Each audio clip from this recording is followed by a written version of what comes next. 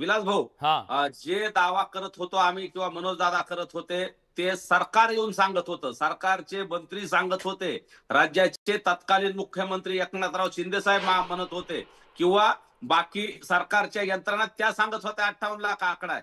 मग त्यांनी कितीतरी वेळेस मनोजदादांनी सांगितलं त्या नोंदी ग्रामपंचायतला लावा. आता सुद्धा म्हणले, प्रत्येक वेळी सांगितलं त्यांची यादी आमच्याकडे द्या, परंतु सरकारनं काही दिलं नाही.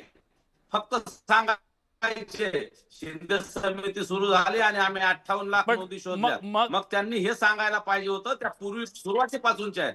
परंतु आंदोलक म्हणून मनोज दादा भांडत होते, लढत होते, लोकशाही मार्गातलं आंदोलन लढत होते. पण सरकारनं जर त्यांची तत्कालीन सरकारनं दिशाभूल केली असेल तर ते सरकारचं अपयश आहे.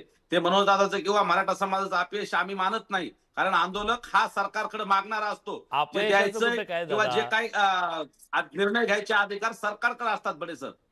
नाही नाही नाही, नेतृत्वाची हीच तर आहे. तुमच्या मागे एवढा कोट्यवधी समाज आहे, तो उभा होता.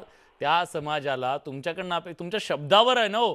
तुम्ही म्हणालात उभा राहा, उभा राहिला. तुम्ही म्हणलात बसा, बसा. उपोषण केलं, उपोषण. सगळं केलं ना समाजानं. समाजाची दिशाभूल होते ना या सगळ्यामध्ये, बरोबर. असं नाही का वाटत तुम्हाला? नाही, दिशाभूल होते, परंतु ती दिशाभूल मनोजदादांनी केली असं मी मानत नाही. कारण आंदोलक आहेत ते आणि मराठा समाज उत्स्फूर्तपणे त्यांच्या नाही नाही पाठीमागे नाही, उभा ती राहिला. कोणी केली तो मुद्दा नाहीये. दिशाभूल झाली की नाही याच्याबद्दल बोलतोय आपण. 58 लाख नोंदी जर त्या सुरुवातीपासूनच्या असतील आणि आताच्या जर म्हणून सरकारनं केला असेल तर नक्की आमची दिशाभूल झाली, फसवणूक झाली याच्या पुढे जाऊन म्हणेल मी.